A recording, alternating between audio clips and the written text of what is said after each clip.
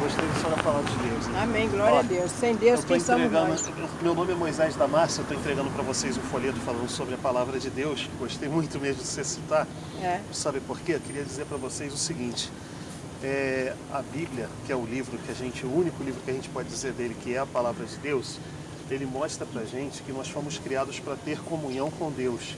A Bíblia relata lá no começo, o primeiro homem, a primeira mulher que foram criados, fala que na virada do dia o Senhor ia ter um bate-papo com o homem, ele conversava com o homem todas as tardes.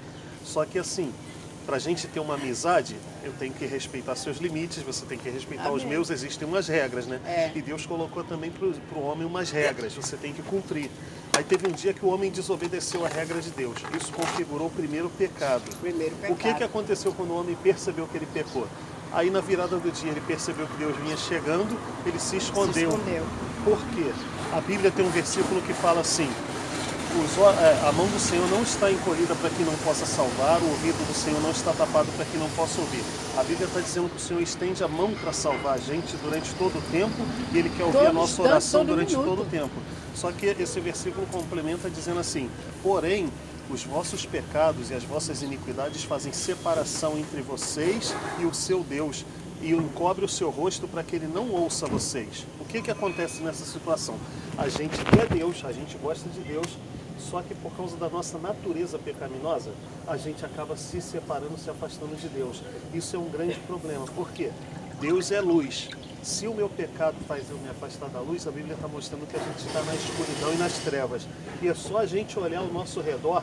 Se a gente entrar por qualquer rua transversal aqui, com o celular na mão ou com uma joia aparecendo, é capaz de aparecer alguém para querer tomar da gente.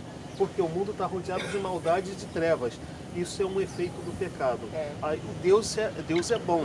Eu estou aqui pregando o Evangelho e tal, vocês estavam falando de Deus, parecem ser muito boas pessoas, mas a gente não é bom o suficiente para ser aceito perante Deus, para ser salvos pelos nossos bons atos.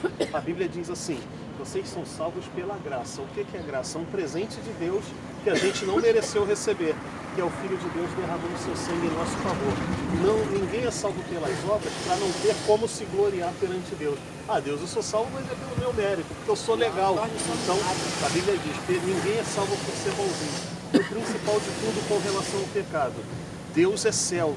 Eu creio que todos nós queiramos ir para o céu no final da nossa vida aqui na terra, né?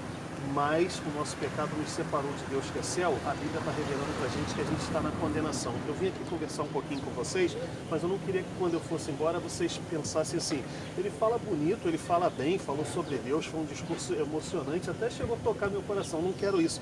Eu vim falar para vocês de uma realidade bíblica que fala que nós fomos criados para a glória de Deus, porém, por causa do nosso pecado, nós falhamos e nós nos separamos de Deus. Há muito tempo antes do homem se separar de Deus, houve uma guerra no céu, que a Bíblia também relata, falando sobre anjos que se rebelaram contra Deus, que hoje a gente conhece como o diabo.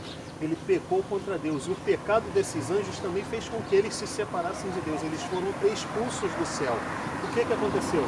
Deus fez um lugar de tormento para que eles ficassem nas trevas, no tormento e na escuridão. Ele era um anjo ali de Deus. E a Bíblia diz assim: todos aqueles que não foram encontrados escritos no livro da vida de Deus, eles vão ser lançados no mesmo lugar de tormento que o inimigo, que o diabo e seus anjos. E como é que a gente faz então? A gente precisa eliminar o efeito do pecado na nossa vida para que a gente possa se reconciliar com Deus. Como é que a gente faz isso? Aí você vai pensar assim: tu é religioso, vai dizer que eu tenho que ir lá para a tua igreja. Eu realmente sou religioso de uma igreja, mas não vou dizer isso, sabe por quê? Como nenhuma igreja, nenhuma religião, a minha também não tem poder para salvar e nem para perdoar pecados. A igreja somos nós. Embora a gente se reúna para cultuar a Deus, a gente não tem poder para salvar. E se eu disser para você ir lá agora, a igreja está fechada e a salvação a gente precisa para ontem. A gente não pode esperar: domingo você vai ser salvo. E se Jesus voltar antes? E se a gente morrer antes, sendo que a Bíblia diz para a gente, se a gente morrer, a gente vai para o julgamento de Deus. A gente vai morrer longe, em pecado. Então eu queria dizer para vocês que enquanto vocês estão aqui aguardando a condução, batendo papo, vocês podem orar a Deus em seu pensamento, usando aquele versículo que a Bíblia diz que o ouvido do Senhor não está tapado para que não possa ouvir, que Ele quer ouvir a oração. Ele pode ouvir a oração de vocês aqui. A senhora está orando e ela nem vai perceber que a senhora está orando. E se a senhora orar a Deus, pedindo a Ele a reconciliação, perdão dos pecados, Ele é poderoso para perdoar o pecado da senhora aqui. Ninguém aqui no ponto de ônibus vai saber que você está perdoada, mas você vai saber, isso é importante, e o principal, Deus que vai julgar a gente sabe. A oração e pensamento é muito bom. E a gente pode fazer ela em todo tempo. Eu queria motivar que vocês fizessem isso, tá? Dizer para vocês, nosso pecado nos separou de Deus. Só tem um jeito de reaproximar. A gente precisa se arrepender dos nossos pecados e pedir para o Senhor Jesus assumir o controle da nossa vida. Quando chegar em casa, a família vai perceber que você está meio diferente, porque quando a gente ora e pede a Jesus para assumir o controle e se arrepende, a gente deixa de fazer algumas práticas que a gente fazia como se fosse coisa normal, fala assim, não, Deus vai se desagradar, eu vou mais agir assim. Aí a família vai falar, por que você está esquisito? O que está acontecendo? Aí você fala assim, não estou esquisito não, é porque eu ouvi a palavra, e eu li lá o folheto, e eu orei ao Senhor, pedi a Ele para me perdoar dos pecados e pedi para o Senhor Jesus ser Senhor da minha vida, eu me entreguei para Ele, eu vou viver para Jesus. E eles vão poder testemunhar isso na mudança de vida de vocês. Foi para isso que Cristo veio. Primeiro, para nos reconciliar com Deus, e a evidência, o que vai provar disso, é uma mudança de vida que vai ser ocasionada no nosso dia a dia. Tá? Obrigado por vocês terem me ouvido. Peço a vocês que pensem com carinho a respeito da salvação, porque é mais importante do que qualquer coisa que a gente tenha na nossa vida. Tá? Um grande abraço para vocês. Obrigado aí pela atenção e pelo carinho. Um grande abraço, querido. Obrigado. Valeu. Deus abençoe você. Boa noite bem aqui, meu irmão. Deus abençoe. Eu sempre ponho pra você, né? Põe na loteria, põe legal, tá, graças mas a tá Deus. bom. Muito bom. Tchau, querido. Deus abençoe.